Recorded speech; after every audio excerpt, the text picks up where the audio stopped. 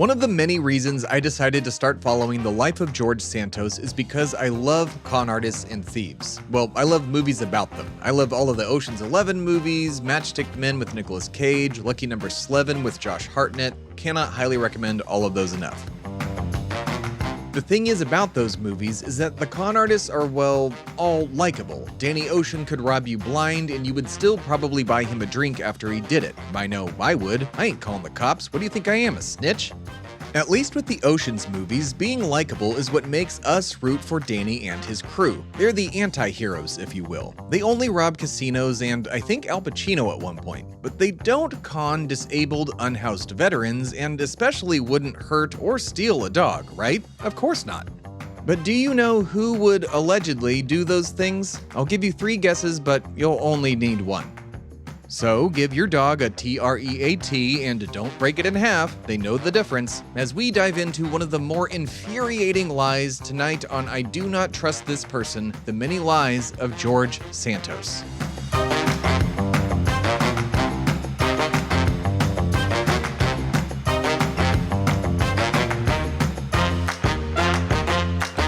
Do you remember the day we adopted Hufflepuff? Of course. Yes, she's our eldest Jack Russell-esque thing. Our eldest child. Our eldest dog child. She turned 10 this year. 10 this year, yeah. Of course I remember. Yeah, she... I don't remember... Also, don't sue us, J.K. Rowling, you weird turfy butt munch. Obviously, but yes, like, we are not... I am a Harry Potter, hardcore Harry Potter fan, not approving of J.K. Rowling. Side note. Anyway, I do not remember though when did we decide to get a dog?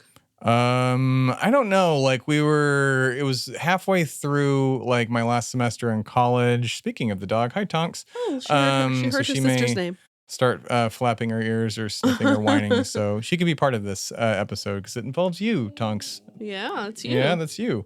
Okay.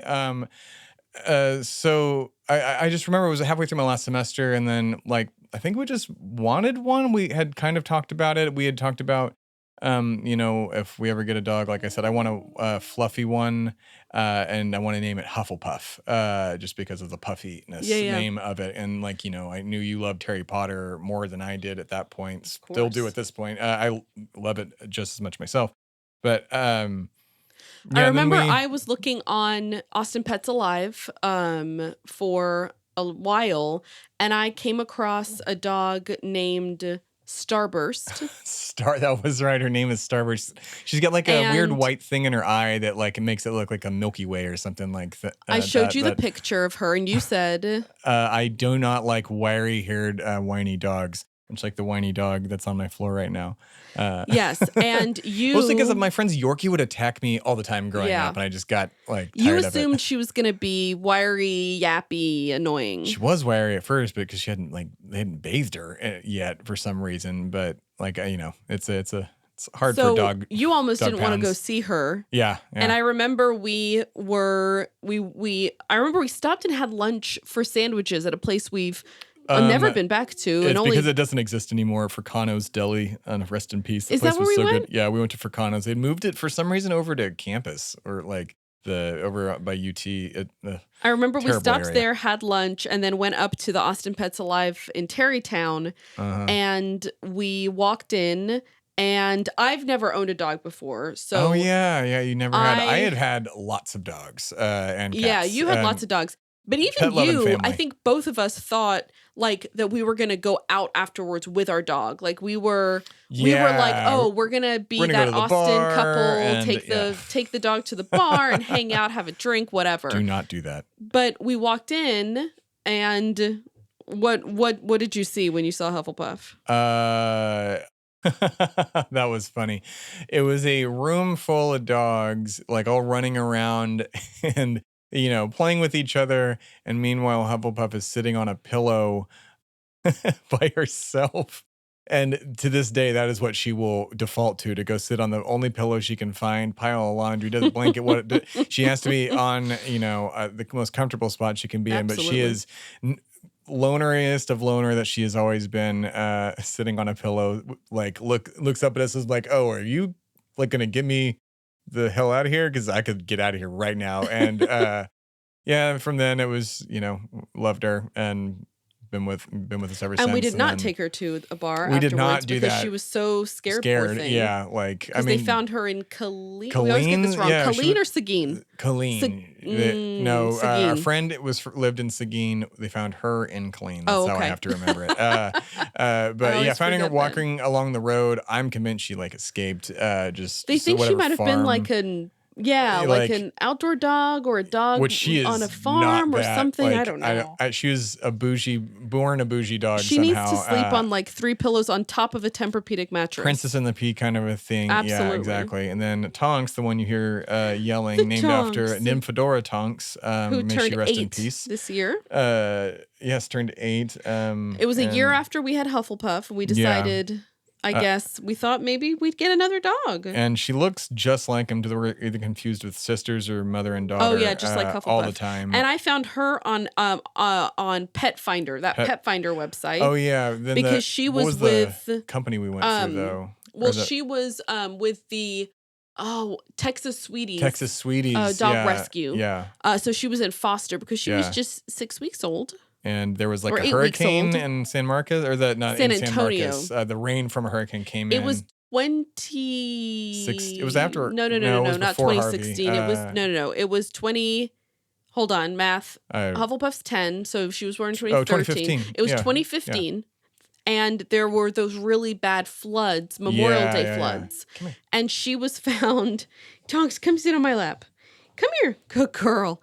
And she was found in the Memorial Day floods in San Antonio.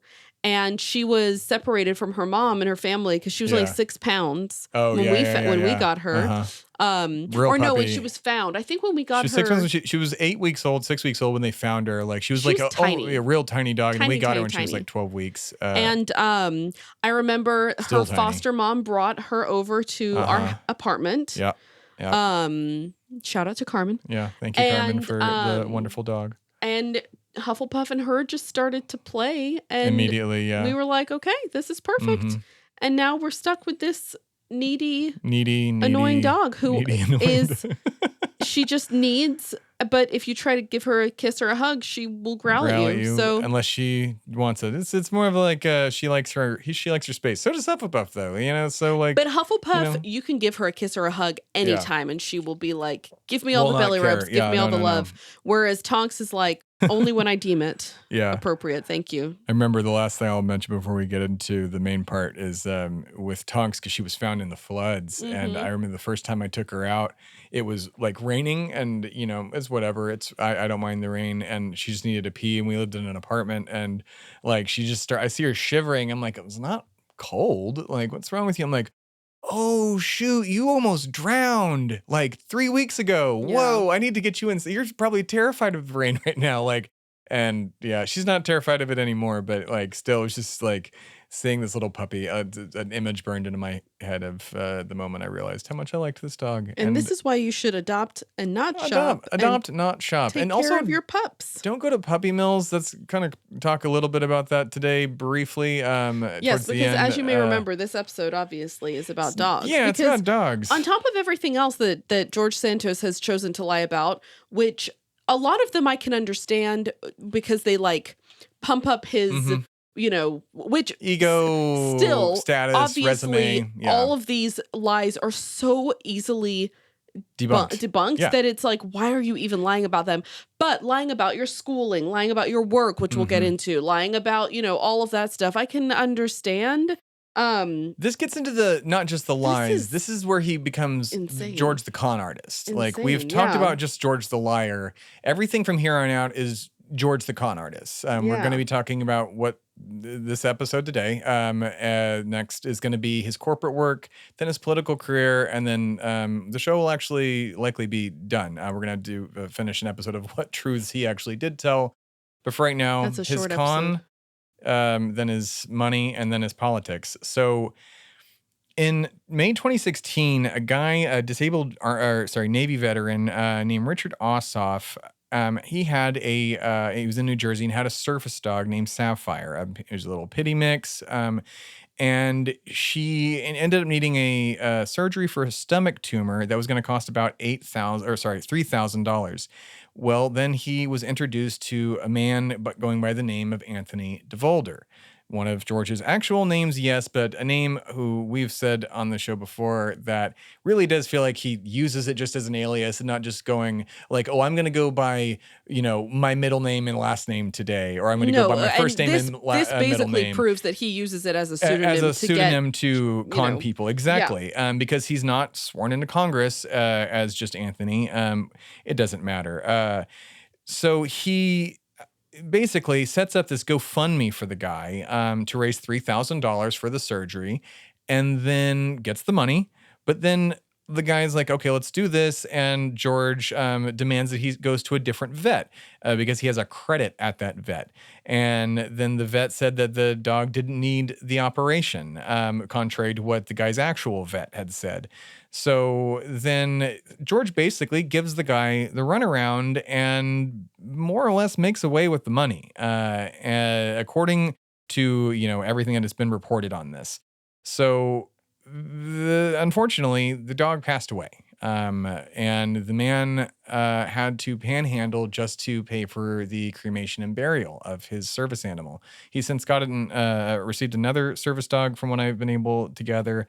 But between this as well as something called where's the name of his fake dog charity? Well, hold on, because that's related. Yes. We're gonna get there. No, we need to back up for a second, sure. Because you may be asking yourself why did George Santos ever get involved with someone who needed help with their dog? Sure. Well, it's because he had founded an animal charity called Friends of Pets United. Yes. He founded this charity and in his campaign bio claimed that this foundation had from 2013 to 2018 saved 2,500 dogs and cats.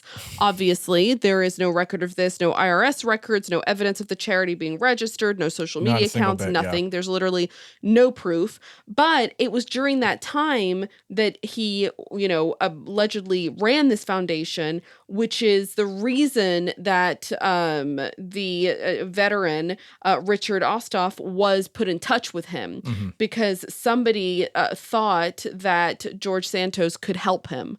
And so that's how that whole thing came around is it was... let's see. Oh, it was a vet technician, actually, that told him that Anthony DeVolder could help him raise the funds. And that's what happened there. Obviously, as we said, this animal charity, there is no proof of it existing, but there is record of a fundraiser that he held in 2017 where he charged $50 per person to enter this fundraiser. And no funds were ever donated or given to anything. So... yeah, I would call that a Ponzi scheme or just a straight up con or charity fraud. Isn't it? Is it called charity fraud? It's securities, not securities fraud too, which we already talked about, and we're going to get into again later. Because according to the Times, Santos would take the checks that were written to his charity and then cash them out under his pseudonym Anthony DeVolder. So 9 cancel. Oh wait, is this one? This is for the next thing actually. Even more canceled. Another checks. dog related thing. Oh my God. Where so many canceled checks. Yeah, where he allegedly wrote and canceled multiple checks to he claims, and this is where we do have to say allegedly, that his checkbook was stolen by someone else, and he is claiming that person's the one that did this. So, yes. And so the case was dismissed, but he to an Amish dog breeder. Now, I'm not throwing the entire Amish community under the bus. It's not like they're listening to this anyways, but it has been known that breeders like this is again, adopt, don't shop, puppy mills are, I encourage you, I'm not going to go into them because they're very sad and terrible. I know someone that got a dog through one of those, and thank God the dog is still alive and happy, but they're disgusting. They're, would say, worse than anything George Santos did here today, almost, if not just the exact equivalent. But look into that. be sad and then move on. And, just maybe do something about it. Call your congressperson about it to maybe get these things like cracked down on because they freely exist. But he 9 canceled checks to 8 different of these different dog breeders, not just necessarily a puppy mill. And I'm not accusing any of these people to have been puppy mills, but the rampant in this kind of thing.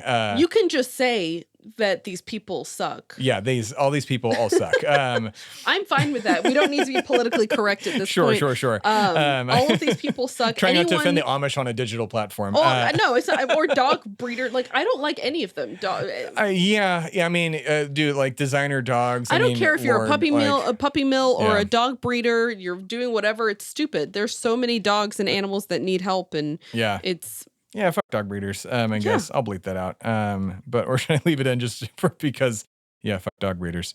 But yeah, he conned all of them. At least, do you know what? Thanks, George, for conning all of because out of their money. Allegedly, again, conning them out of their money. So, like, I'm not going to actually fault George on this one. But yeah, he did this. He not only like conned dog breeders, which whatever, but this poor old man, poor unhoused veteran to this country who the country has just forgotten about because the term unhoused veteran has to be a thing, just like unhoused or hungry child has to be a thing in this country. But again, different kind of show for that. Listen to America the Conversation. We talk about it over there, and it's very depressing. So not to really pump up the show for you, but yeah. How many times have we said depressing in this episode? Because it is, it is a depressing thing. What he has done. Because this is like next level con artistry. Like, I mentioned at the beginning of the intro. Innocent dogs involved.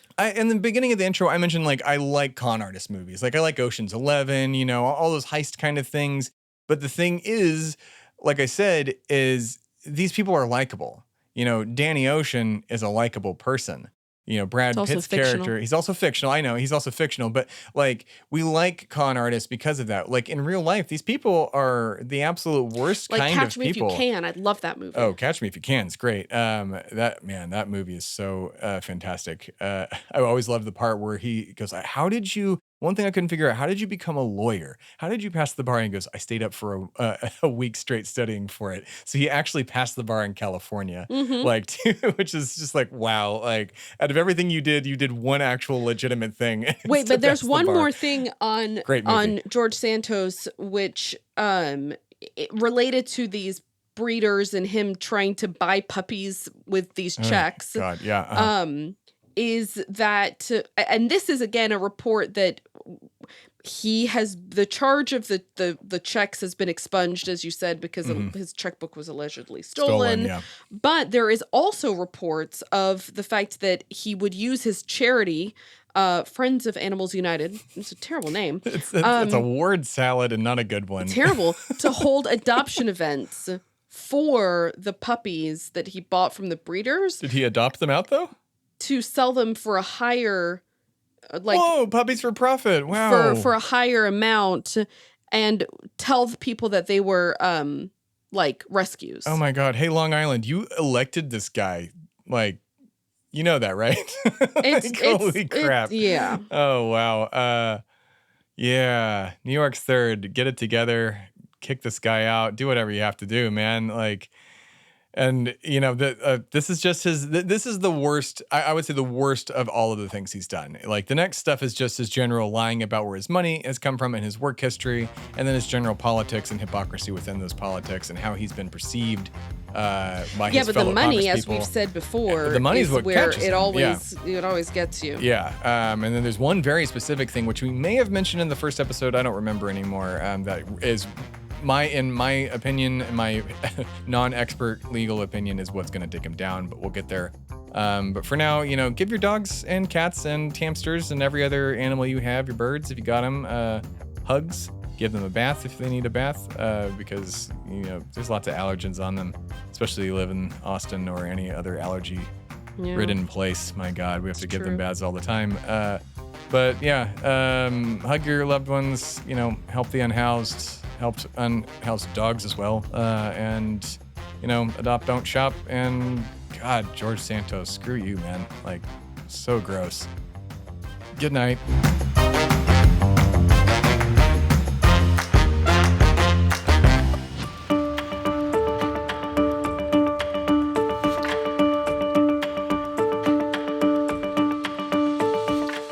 You've been listening to I Do Not Trust This Person, Season 1, The Many Lies of New York Representative George Santos. The show is hosted and produced by Alana Matos and Tim Philippi. The show is mixed and edited at Shway Media Studios in Austin, Texas. For a full list of news sources and music used in this episode, please refer to the show notes. I Do Not Trust This Person was created by Tim Philippi and is a production of Shway Media and America the Podcast Presents. For more information, please visit shwaymedia.com. Copyright 2023, all rights reserved.